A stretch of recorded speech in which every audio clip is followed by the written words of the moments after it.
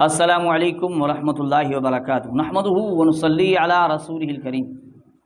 ناظرین کرام، قربانی کے ایام ابھی تقریباً قریب ہیں، عید الاضحیٰ کا وقت قریب ہے۔ اس میں ایک بہت بڑا مسئلہ سامنے آتا ہے اور لوگ پوچھتے ہیں کہ بھئی اس مسئلے کا حل ہمیں نہیں مل رہا۔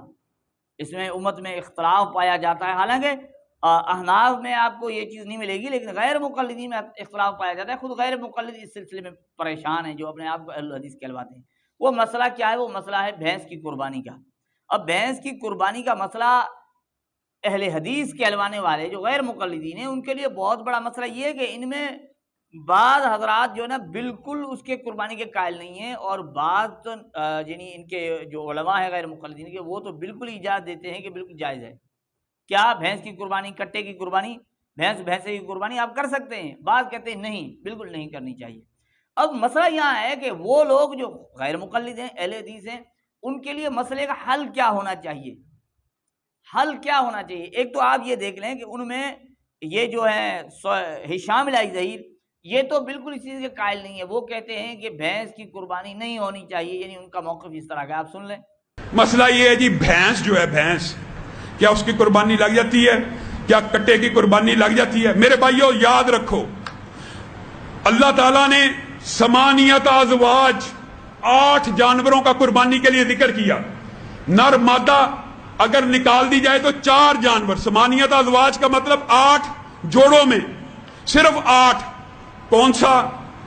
بکرا، گائے، اونٹ اور بھیڑ۔ بھیڑ کے اندر تشریح میں رسول اللہ نے دمبے کو بھیڑ میں شامل کیا۔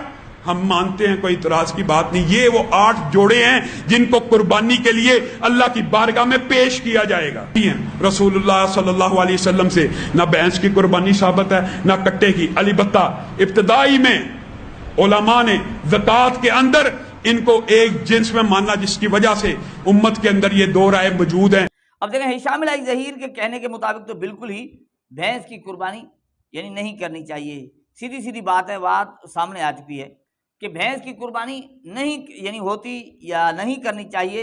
یہ ان کے ہیں ہشام الہی ظہیر صاحب، لیکن ان کے رضا اللہ عبد الکریم نے اس چیز کا بھی اعتراف کیا ہے کہ بھائی دیکھیں، احناف کے علماء، تمام علماء اس چیز کے قائل ہیں کہ بھینس کی قربانی ہونی چاہیے، اور خود وہ اس موقف کو بتا رہے ہوتے ہیں یا اس چیز کے قائل ہیں کہ بھینس کی قربانی جائز ہے۔ آپ سن لیں اس کو۔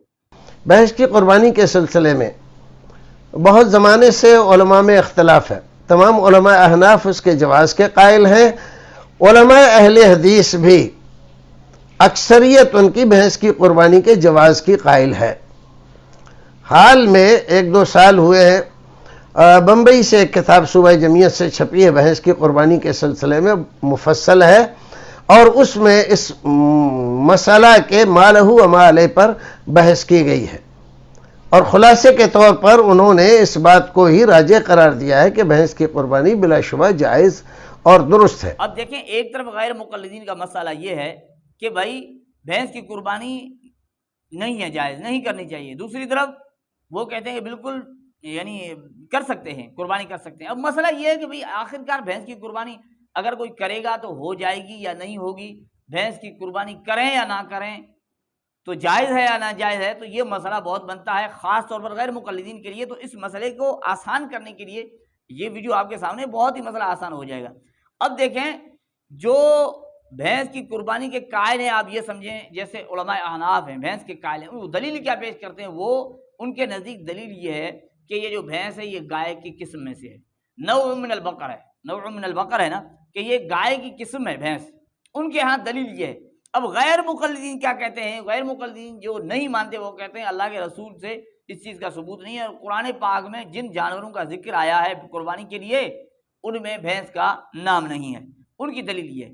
اب ہم سنتے ہیں ان کو جو نہیں ماننے والے، ان کی بات سن کر ہم اس چیز کو اخذ کریں گے کہ آیا بھینس کی قربانی درست ہے یا نہیں، جائز ہے یا نہیں۔ یہ بات ہمارے لیے سمجھنا آسان ہو جائے گی۔ اب دیکھیں، احناف تو اس لیے کرتے ہیں، وہ کہتے ہیں کہ گائے کی قسم ہے۔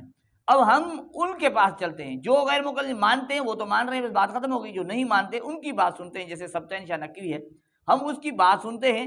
اس بات سننے کے بعد ہمیں بات سمجھنا آسان ہو جائے گی۔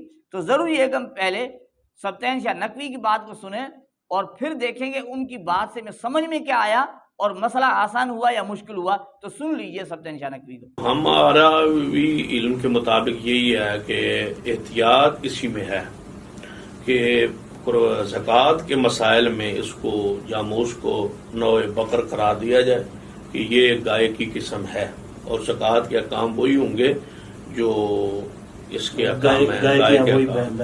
لیکن قربانی کے مسائل میں حافظ عبداللہ محدث روکڑی رحمۃ اللہ علیہ اپنے فتاوی الحدیث میں لکھتے ہیں کہ قربانی میں احتیاط برتی جائے اور زکوٰۃ میں بھی احتیاط ادھر احتیاط برتنا ہے کہ زکوٰۃ دی جائے، دینے میں ادھر احتیاط برتی جائے کہ وہ جانور نہ ذبح کیا جائے جو رسول اللہ صلی اللہ علیہ وسلم نے نہیں کیا. میں تو جس بندے کی تحقیق یہ ہو، کسی عالم کی تحقیق سے وہ متفق ہو، وہ کر لے، تو ہم یہ نہیں کہتے کہ اس کی قربانی نہیں ہوئی. اب ناظرین کرام دیکھیں سبطین نشان نقوی نے یہ تو کہا ہے کہ بھینس کی قربانی کو یعنی ان کے کہنے کے مطابق بھینس کی قربانی نہیں کرنی چاہیے، لیکن ساتھ ساتھ ایک دو چیزیں بتائی ہیں جس سے یہ مسئلہ واضح ہو جاتا ہے. ایک چیز یہ بتائی کہ بھائی جو کرتا ہے ہم اس کے متعلق یہ نہیں کہہ سکتے کہ بھائی ان کی قربانی ہوئی یا نہیں. دیکھیں نا، اب بالکل اگر ناجائز ہوتی تو وہ کہہ دیتے نا کہ نہیں ہوتی، لیکن اس نے کہا کہ ہم یہ نہیں کہہ سکتے.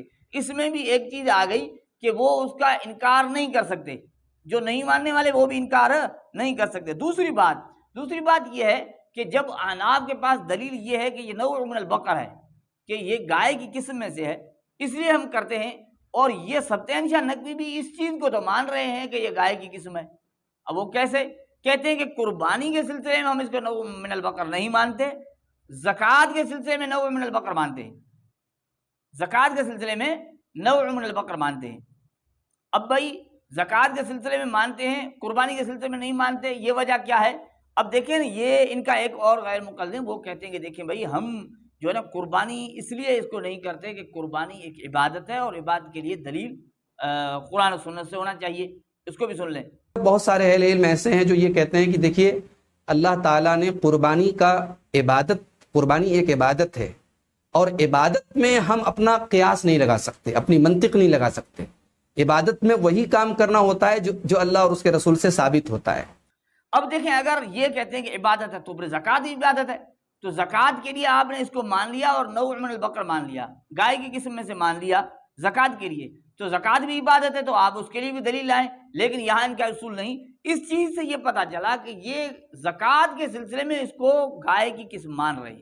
اب جب گائے کی قسم مان رہے ہیں تو ناظرین کرام آپ سمجھ جائیں کہ گائے کی قسم ہے تبھی مانتے ہیں. جب گائے کی قسم ہے تو پھر قربانی بھی جائز ہے. اب دیکھیں نا، ایک طرف وہ انکار کرنے کے ساتھ ساتھ اس چیز کو بھی بتا رہے ہوتے ہیں کہ یہ گائے کی قسم ہے. کس سلسلے میں؟ زکوٰۃ کے سلسلے میں اس کو ہم گائے کی قسم مانتے ہیں یا ماننا چاہیے. اب جب وہ مانتے ہیں کہ زکوٰۃ کے سلسلے میں گائے کی قسم ہے تو پھر یہ انکار تو ختم ہو گیا نا کہ گائے کی قسم نہیں ہے. جب ان کو مان لیا کہ گائے کی قسم ہے تو پھر قربانی جائز ہو گئی. اب ناظرین کرام یہ بات واضح ہونی چاہیے کہ غیر مقلدین جو نہیں بھی مانتے ان کی بھی باتوں سے یہ بات واضح ہو رہی ہے کہ بھینس کی قربانی بالکل کرنی چاہیے اور جائز ہے. اللہ جل جلالہ ہمیں سمجھنے کی، عمل کرنے کی توفیق عطا فرمائے. السلام علیکم ورحمۃ اللہ وبرکاتہ.